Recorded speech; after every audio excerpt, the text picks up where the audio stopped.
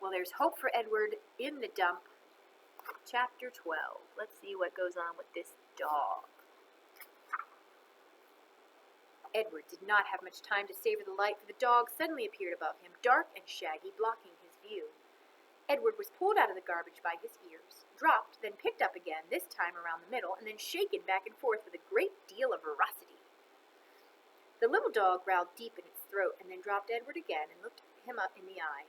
Edward stared back. "Hey, get out of here, you dog!"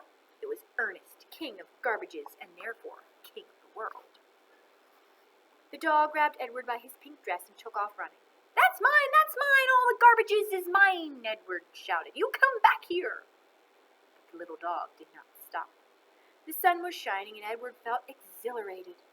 Who, having known him before, would have thought that he could be so happy now, crusted over with garbage, wearing a dress, held in the slobbery mouth of a dog, and being chased by a madman? But he was happy. The dog ran and ran until they reached a railroad track. They crossed over the tracks, and there, underneath a scraggly tree, in a circle of bushes, Edward was dropped in front of a large pair of feet. The dog began to bark. Edward looked up and saw that the feet were attached to an enormous man with a long, dark beard. "What's this, Lucy?" said the man. He bent and picked up Edward. He held him firmly around the middle. "Lucy," said the man, "I know how much you enjoy rabbit pie." Lucy barked. "Yes, yes, I know. Rabbit pie is a true delight. One of the pleasures of our existence." Lucy let out a hopeful yip. "And what we have here, what you have so graciously delivered to me, is definitely a rabbit. But the best chef in the world would be hard-pressed to make him into a pie." Lucy growled. "This rabbit is made of china, girl." The man held Edward closer to him. They looked each other in the eye. "You're made of china, aren't you, Malone?"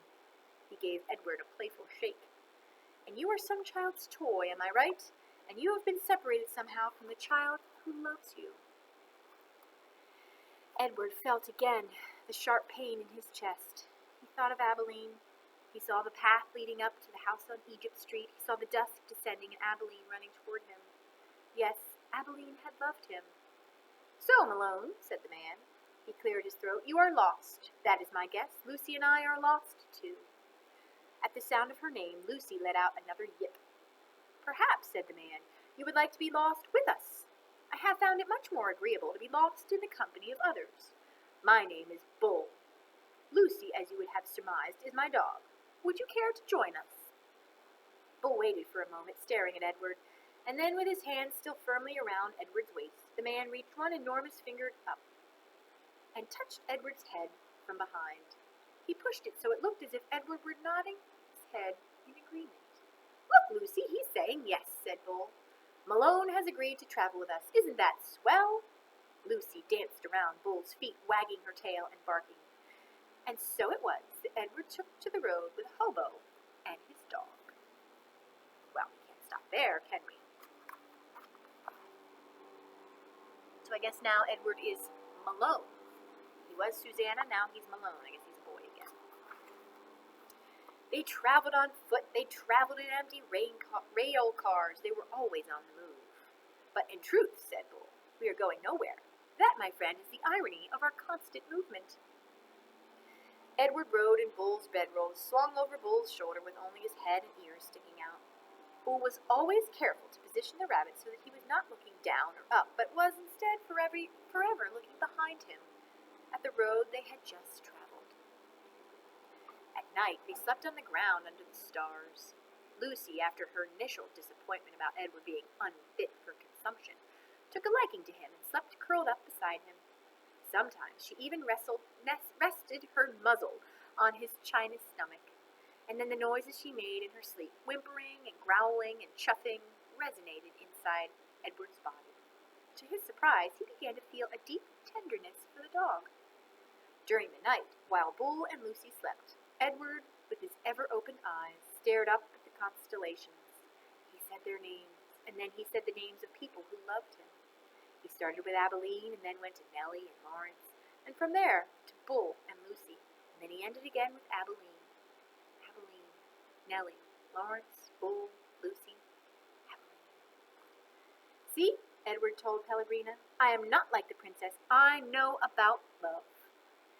There were times, too, when Bull and Lucy... Stop there.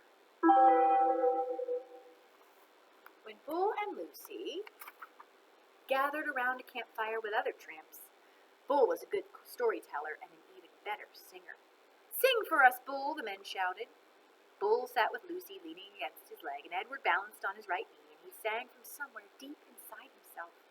Just as Edward could feel Lucy's whimpers and growls resonate through his body at night, he could also feel the deep, sad sound of Bull's songs move through him. Edward loved it when Bull sang. He was grateful to Bull, too, for sensing that a dress was not the right kind of clothing for Edward. "Malone," said Bull one night, "it's not my desire to offend you or to comment negatively on your choice of garb, but I'm forced to tell you that you stick out like a sore thumb in that princess dress. And also, again, with no wish to offend you, the dress has seen better days." Nellie's beautiful dress had not fared well at the dump, or in its subsequent ramblings with Bull and Lucy. It was so torn and dirty and full of holes that it barely resembled a dress any more. "I have a solution," Bull said, "and I hope that it meets your approval." He took his own knit stocking cap and cut a big hole in the top of it and 2 small holes on the side of it, and then he took off Edward's dress. "Look away, Lucy," he said to the dog. "Let's not embarrass Malone by staring at his nakedness." Bull slid the hat over Edward's head and pulled it down and poked his arms through the smaller holes. "There you go," he said to Edward. "Now you just need some pants." The pants Bull made himself, cutting up several red handkerchiefs and sewing them together, so that they formed a makeshift covering for Edward's long legs. "Now you have a proper outlaw look," said Bull, standing back to admire his work. "Now you look like a rabbit on the run." I'll show you the next chapter just so you can see it. Now he's got a proper running rabbit